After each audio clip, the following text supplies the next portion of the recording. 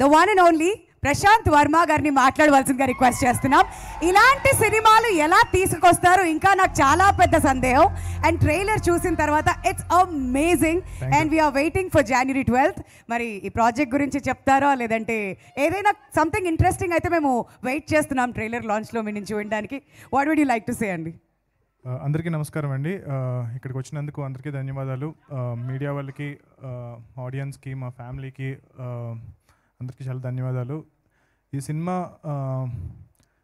First of all మా cost and crew అందరికీ ఒకేసారి థ్యాంక్స్ చెప్పేస్తున్నాను.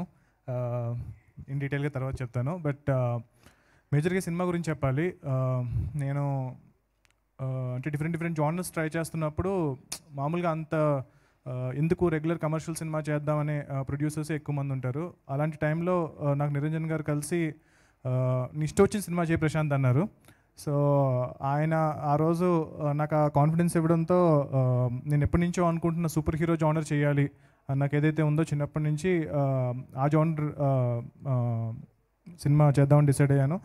సో మనందరికీ అందరికన్నా ఇష్టమైన హనుమంతుడు మనందరికీ తెలిసిన దేవుడు, అట్ ద సేమ్ టైం ఆయన సూపర్ హీరో. సో ఆయన ఉన్న డిఫరెంట్ శక్తులే మనం డిఫరెంట్ యూనివర్సెస్లో చూస్తూ వచ్చాము. సో ఆయన మీద సినిమా చేయాలి అని చెప్పి నేను శ్రీ సరస్వతి శిశు మందిర్ అనే స్కూల్లో చదువుకున్నానండి. ఆ స్కూల్లో మాకు చిన్నప్పటి నుంచి కూడా రామాయణం, మహాభారతం అని చెప్పుకుంటూ వచ్చేవారు. సో నా స్కూల్కి నేను అంత డబ్బులు ఏం సంపాదించలేదు కాబట్టి ఇప్పటికి ఇంకేం చేయలేకపోయాను. బట్ ఈ సినిమా చేయడం అనేది నేను నా స్కూల్కి తీర్చుకుంటున్న రుణం అని నేను ఫీల్ అవుతున్నాను. సో నాకు చిన్నప్పటి నుంచి మా సదాచారం అని చెప్పి మాకు ఒక సబ్జెక్ట్ ఉండేది. సో అందులో మాకు ఎలా ఉండాలి అని నేర్పించే ప్రాసెస్లో మాకు రాముడు ఎలా ఉండేవారు, మన పురాణ పురుషులు ఎలా ఉండేవారు అని చెప్పి నేర్పించుకుంటూ వచ్చారు. బట్ ఇప్పుడు ఈ జనరేషన్లో పిల్లలకి చాలామందికి అది రీచ్ అవ్వట్లేదు. సో నాకు వచ్చిన బెస్ట్ కాంప్లిమెంట్ ఏంటి అంటే టీజర్ తర్వాత మా అబ్బాయి అంటే ఒక ఎన్ఆర్ఐ నాకు మెసేజ్ పెట్టారు. సో మా అబ్బాయి నా దగ్గరికి వచ్చి, నాన్న హనుమాన్ అంటే ఎవరు నాన్న, హనుమంతుడి గురించి నాకు చెప్పు నాన్న అన్నాడు. నాకు చాలా హ్యాపీగా ఫీల్ అయ్యాను.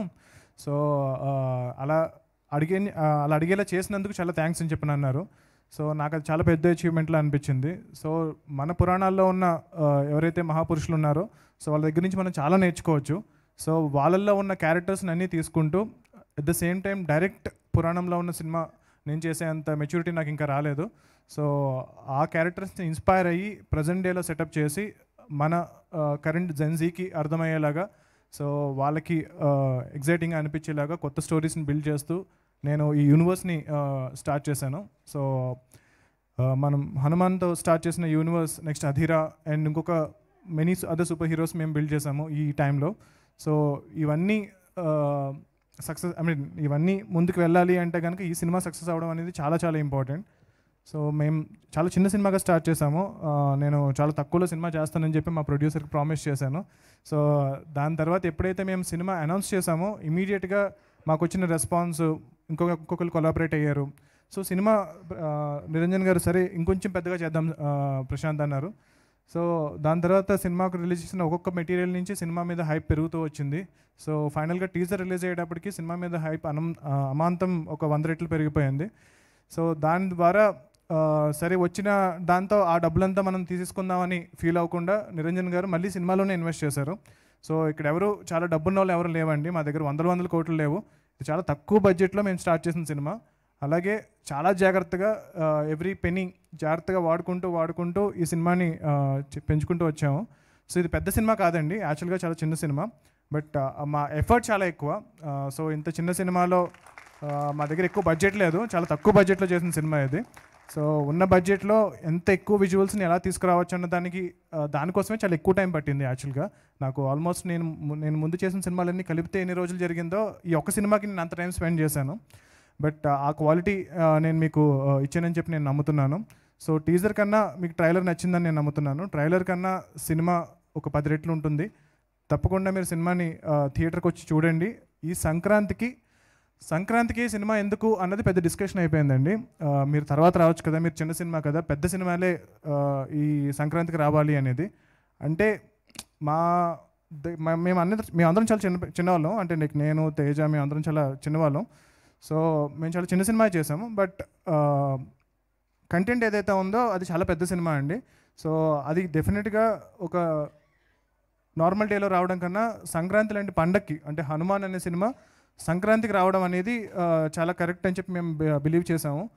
సో దానికి చాలా థియేటర్స్ విషయంలో కానీ వాటి విషయంలో కానీ చాలా ఫైట్ చేస్తున్నాము. బట్ స్టిల్ ఆ సినిమా అప్పుడు రావడం అనేది చాలా ఇంపార్టెంట్ అని మేము ఫీల్ అయ్యి దీన్ని ముందు తీసుకెళ్తున్నాం. సో హిందీలో మా సినిమాకి అత్యద్భుతమైన రెస్పాన్స్ వచ్చింది. సో హిందీలో కూడా చాలా ఎక్కువ థియేటర్స్లో సినిమా రిలీజ్ అవుతుంది. సో ఆల్మోస్ట్ మన తెలుగులో ఒక 400 థియేటర్స్ రఫ్గా అనుకుంటే కనుక హిందీలో ఒక 1500 థియేటర్స్లో రిలీజ్ అవుతుంది సినిమా.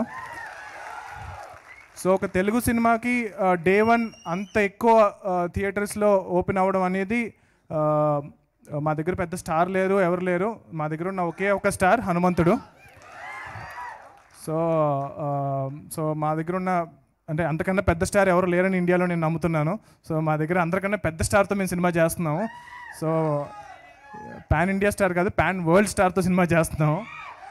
సో ఆ నమ్మకంతో, మా కంటెంట్ మీద ఉన్న నమ్మకంతో మేము మా శాయశక్తిలో ప్రయత్నించి మాకు వీలైనంత వరకు ఈ సినిమాని జనాలకు తీసుకెళ్ళడానికి ప్రయత్నిస్తున్నాము. సో మీకు కూడా సినిమా నచ్చితే కనుక 10 మందికి చెప్పండి. అండ్ ఒక ఎఫర్ట్తో ఒక చిన్నగా సినిమాగా స్టార్ట్ చేసిన సినిమా ఇంత పెద్దది ఎందుకు అవుతుంది అని నాకు కూడా అర్థం కాలేదు. నేను 100% ఎఫర్ట్ పెట్టాను, బట్ రిజల్ట్ దానికి 10 times వస్తూ ఉంది. సో ఒక వ్యక్తి చెప్పారు నాకు, సో నువ్వు చాలా గొప్పడు అనుకుంటున్నావేమో ఈ సినిమా తీసినందుకు, నీకు రెస్పాన్స్ వచ్చినందుకు. గొప్ప నీది కాదు, ఎవరో ఒక ఆయన నీతో చేయించుకుంటున్నారు ఈ సినిమా అన్నారు. సో ఆ హనుమంతుడే మాతో ఈ సినిమా చేయించుకుంటున్నారని చెప్పి మేము బలంగా నమ్ముతున్నాము. అండ్ టీజర్లో లాస్ట్ షాట్ మీరు చూసుంటారు. సో ఒక శివలింగం లాంటి ఒక ఐస్ క్యూబ్లో హనుమంతుడు రామ్ అంటూ ఏదైతే షాట్ ఉందో, సో ట్రైలర్లో మీరు దాని ఎక్స్టెన్షన్ చూశారు. సో సినిమాలో ఏముండబోతుంది అన్నది సస్పెన్స్. సో దయచేసి మీరు సినిమాకి థియేటర్కి రండి సంక్రాంతికి. సో సినిమా అనేది ఒక ఫ్యాంటసీ ఫిల్మ్. చిన్నపిల్లల నుంచి పెద్దవాళ్ళ వరకు, ముసలాళ్ళ వరకు అందరికీ నచ్చే సినిమా ఇది. సో లార్జర్ ఆడియన్స్ సినిమా అంటారు కదా. సో ఐ థింక్ ఈ పండక్కి మాది అన్నిటికన్నా పెద్ద లార్జర్ ఆడియన్స్ సినిమా. సో అందరూ వచ్చి సినిమాని ఎంజాయ్ చేయొచ్చు.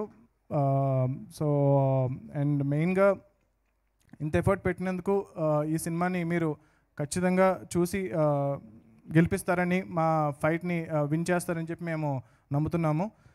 మా ప్రొడ్యూసర్ గారికి ఈ సినిమాతో ఆయన బేసిక్లీ ఆయన లైఫ్ సేవింగ్స్ అన్నీ పెట్టేసి ఈ సినిమా చేశారు. సో లాస్ట్ ఉన్న షెడ్యూల్ వరకు కూడా పాపం మొన్న కూడా ఇంకొంచెం కొంచెం చేయాలనిపిస్తుంది సార్ అంటే విఎఫ్ఎక్స్ సంబంధించి ఆయన మళ్ళీ హీ హాజ్ ఇన్వెస్టెడ్.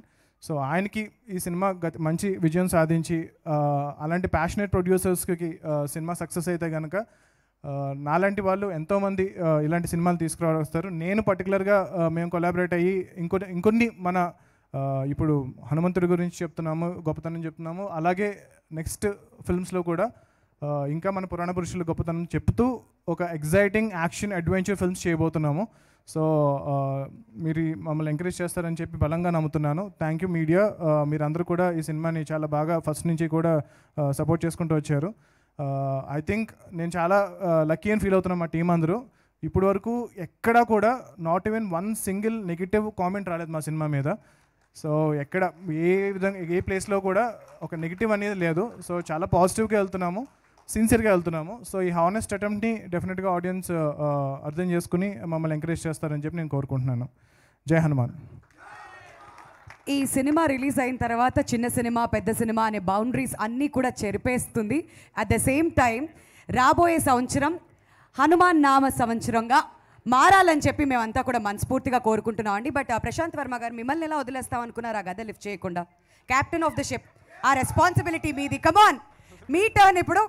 సో ఆ గద లిఫ్ట్ చేయవలసిందిగా రిక్వెస్ట్ చేస్తాను. తెలియాలి కదా, సినిమా అంతా ఎత్తిచ్చారు. ఓసారి ఎత్తండి సార్. అది సింగిల్ హ్యాండ్ తో ఎత్తాలి సార్, స్టైల్ గా ఉండాలి.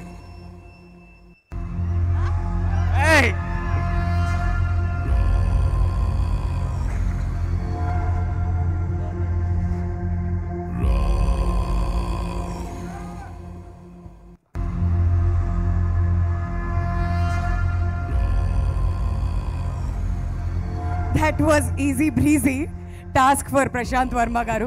థ్యాంక్ యూ సో మచ్ అండి.